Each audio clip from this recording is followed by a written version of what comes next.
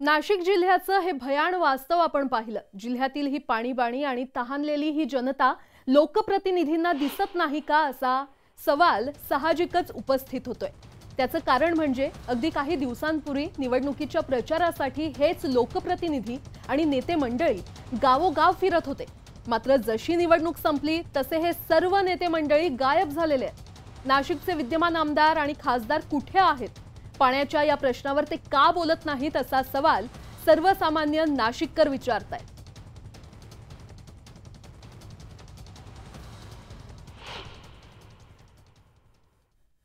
दुष्काळाचं सावट असल्याची मराठवाड्याची भीषण परिस्थिती अजूनही सुधारलेली नाहीये। जिल्ह्यात विविध विकास कामांचा एकीकडे सपाटा सुरू आहे, मात्र जिल्ह्यासह खेड्यापाड्यांमधील पाण्याच्या परिस्थितीवर तोडगा निघालेला नाहीये। जालना जिल्ह्यातील अंबड तालुक्यामध्ये सुद्धा पाणी मिळणं अवघड झालेलं आहे। जिल्ह्यातील रेवळ गावात विहिरींनी तळ गाठलाय।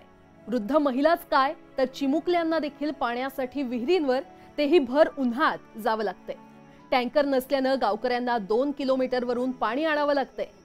काय आहे जालन्याच्या रेवळ गावातलं हे भयावह वास्तव जाणून घेतलंय आमचे प्रतिनिधी सिद्धार्थ गोदाम यांनी। मराठवाड्यामध्ये केवळ 6 ते 7% जिवंत पाणी साठा आहे आणि मी आता एक विहिरीवर आहे रेवळगावच्या जालना जिल्ह्यातील।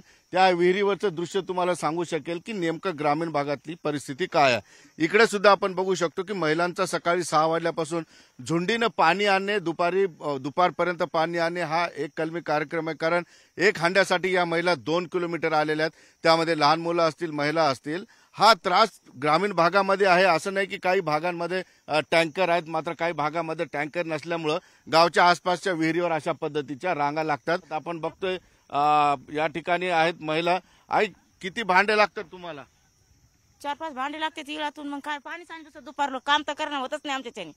म्हणजे पाण्यातच इळ जातो, लेकर रडतात पाण्यासाठी, तळतळ करतात लेकर, जनावर दावे तोडायची इळ आली जनावराची बी। काय करावं मग? इथं येऊन पाणी शिंदीत बसत रडत, आम्हाला शांत येत नाही म्हाताऱ्या माणसाला। कसं करावं मग आम्ही? शांत येत नाही, काय नाही, पाण्याचा इतका प्रश्न अवघड झालाय। विहिरीत पाणी येत नाही, टँकर नाही या गावाला। एक आजीबाई इथं बसलेली बिचारी, तिथं पाय सुद्धा मोडलेलं दिसतोय। आजी, तुम्हाला पाणी कोण काढून देईल? कोण नाही देत। मग पाणी कसं नेणार तुम्ही?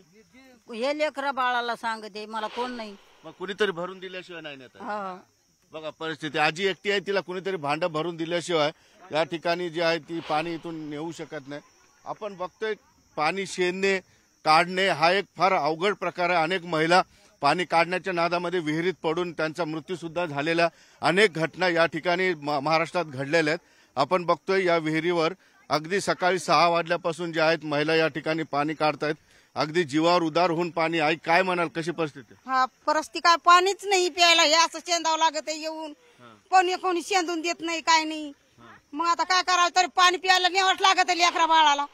मग काय अजून आता आलो तर कोणी पाणी भरून द्यायना, बसलो उभं राहिलो। मग पाणी तुम्हाला शेणता येत नाही तर मग कसं घेऊन जाणार? आता काय मग गेला कोणी तर दिला नाही तर चालले घरला। की अगदी लहान लहान मुलं सुद्धा या विहिरीवर या ठिकाणी आलेले आहेत। तुझं तू पण पाणी शेण घ्यायला येते बेटा? काय नाव तुझं? स्तुती। किती पाणी घेऊन जाते? छोटा हंडा किती पाणी घेऊन जाते? 5 मग शाळा, अभ्यास? आता अभ्यास याच्यात सारा टाइम गेला ना पाण्यामध्ये। 1 महिना झाला आम्हाला पाणी नाही। आणि मग काय करायचं आम्ही? कसं पाणी भरायचं?